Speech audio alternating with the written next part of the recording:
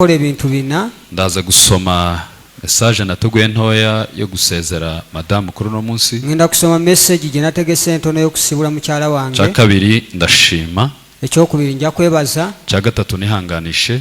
Ecyo kusatu njya kugumya abantu. Nze gusoza mbabwira madamu wanje wariwe. Njya kumaririza ngambabura mucyara wange ya. Karero mpe Charmante umwanya mutoya. Kano awe muwarawo mukuru. Hanyuma nanje nje gukurikiraho. Abeko cyayogera uruvanyuma njya kugoberera. Praise God, church. Imana ishimwe. There is those ones who don't know my name, but I'm called Mugabekazi Charmante. Yitwa Mugabekazi Charmante. First of all, mbere na mbere, I thank God that He has protected me. Ndashima Imana ko yandinze. Second, icya kabiri, I thank God that the good thing my mother has gone in heaven. Ikiza nuko mama yagiye mu ijuru. And when he was not yet to go in heaven, ataraja mu ijuru, she told me yarambwiye that she's going in. I dreamt when my father is the one who has gone in heaven. Narose papa wanje ari wagiye mu ijuru on Saturday. Kwa gatandatu. And I told my mother, mbwira mama, Mommy told me, don't worry my child. Arambwira ngo ntutinye mwana wanje.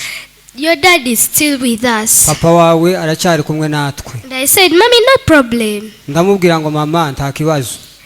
And when she was going in heaven, aza kuja mu ijuru, it was Sunday evening. Ku cyumweru ku mugoroba, she told me, yarambwiye, she may come at 10. ashobora kugaruka nga saa 4 za nijoro. And I told her, why, Mom? Ndamubaza se kubera iki mama? When you are near the church. Wowe ugiye gusengera hano hafi y'kanisa. And she told me that even I will not come. I no kutagaruka, izo ngibyo ntuzita nshobora no kutagaruka.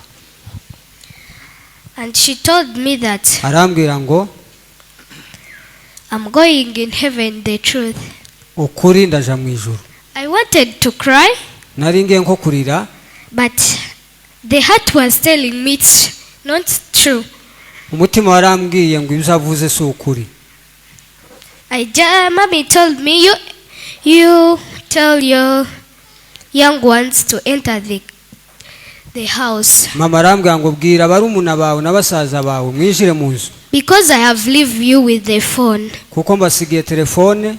And I said, Mommy, even because how you go, I'm going to protect them because I'm the older. Ndamubwira ngo mama nubwo wagenda njewe ndaza kubareberera kuko nije mukuru wawe. Let me read this chapter.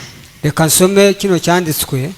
Because my mother kubera ko mama wanted it every day. Icyo cyanditswe yakundaga cyane buri munsi. She could read it every day. Yajaga soma kino cyanditswe hafi buri munsi. I'm going to read in Nyamurenge. Agiye gusoma mu Kinyamurenge. After I read in English. Asubira some no mu Cyongereza.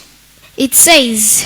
Iryo jambo riravuga ngo Zaburi ibice 23 umurongo wa mbere kugeza kuwa 4 haravuga ngo Uwiteka niwe mwungeri wanje sinzakena, anjyamisha mu cyanya cy'ubwatsi bubisi, anjyana iruhande rw'amazi adasumba, ansubiza intege mu bugingo bwanje, anyobora inzira yo gukiranuka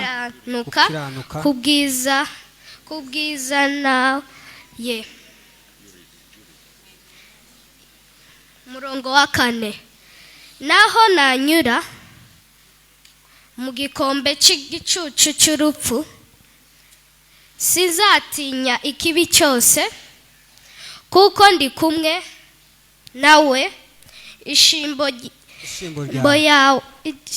ryawe n'ikoni yawe nibyo bizampumuriza. In English it says, mu Cyongereza reka some no mu Cyongereza, the Lord is my shepherd, I shall not want.